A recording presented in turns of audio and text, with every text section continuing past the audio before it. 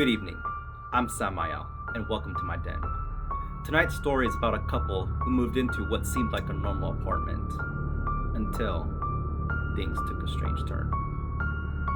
This is Anna's story. In October 2023, after waiting for what felt like forever, we finally moved into our new apartment.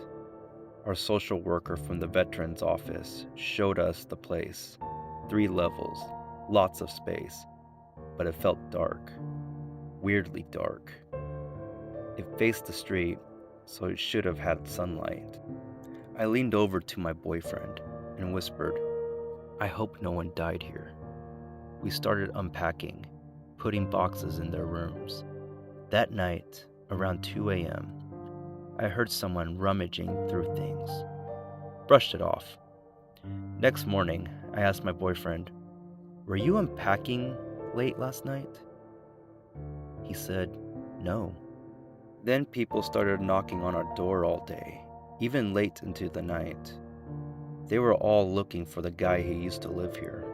A neighbor introduced himself, came inside, and said, laughing, "Yeah, a lot of traffic, huh?" He explained it was father and son who lived here. The son was supposedly his caregiver. But really, the dad was a drug dealer. Suddenly, the foot traffic made sense. Over the next few days, I kept hearing the same rummaging sound at night. We started finding hidden drug pipes in random spots. On day 4, our social worker came by and casually said, "Oh, by the way, the previous tenant passed away." I looked at my boyfriend. "I told you." Later, another neighbor stopped by, started telling stories about the place. I looked at the black TV screen and froze. There were 3 of us in the room, so why did I see 4 reflections? I asked, "Why do I see a young man in his 20s?" The neighbor said, "That's his son. He died there too." I told him I saw him crawling into the cupboard. The neighbor laughed and said, "You mean they're stuck here?" I didn't find that funny at all. They started getting weirder. Lights flicked on and off, especially when I was in the shower. Of course, I blamed my boyfriend. He swore it wasn't him. One night, around 1 a.m., we were laughing and talking in our room when we suddenly heard the sound of glass shattering downstairs, like our glass table had exploded. We were both too scared to check. Chickens, you can say. We locked the bedroom door and waited until morning. Nothing was broken. Things would go missing, house keys, remotes, and show up later in places we'd already checked. I felt like I was losing it. No rest, no peace.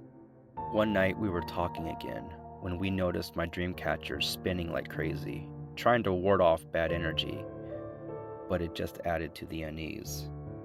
My boyfriend has seizures. He had one that night. I threw my purse down and helped him on the floor, but I noticed my purse started moving slowly. I grabbed a marker and marked where it was. Went downstairs to do dishes. Came back. It had moved about a foot. He started complaining about a horrible headache, so I pulled out my phone and started recording. That's when the camera started telling the story. In the photos, we saw the son and his girlfriend lying in our bed. She sat up, wrapped in a sheet, looking at him. He was slumped over on the floor. Looked like an overdose.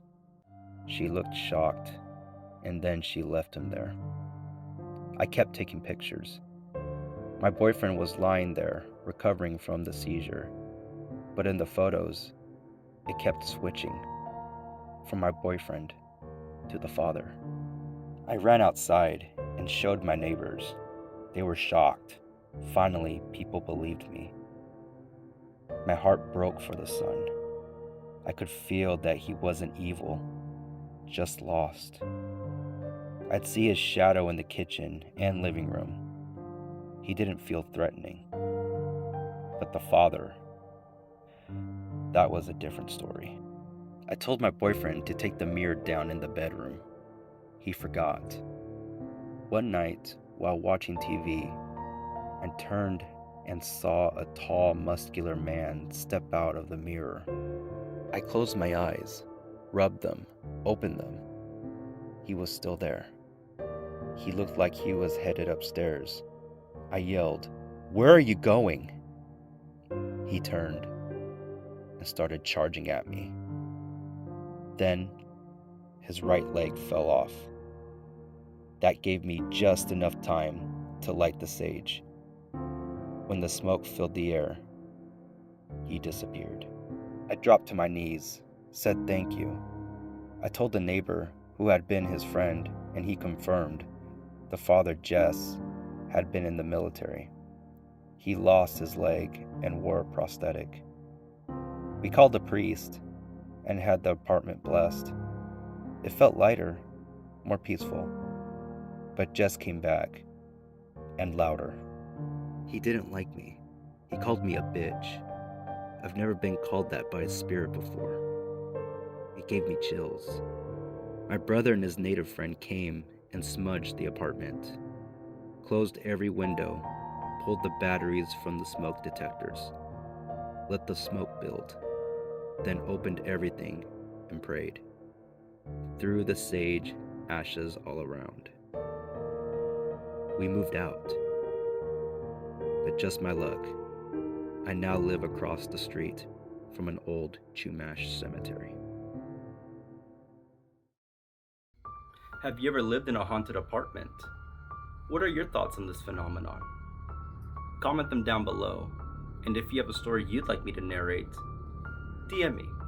Let's talk. Link is in the bio for all my socials, and I'm Samael. Thank you for watching.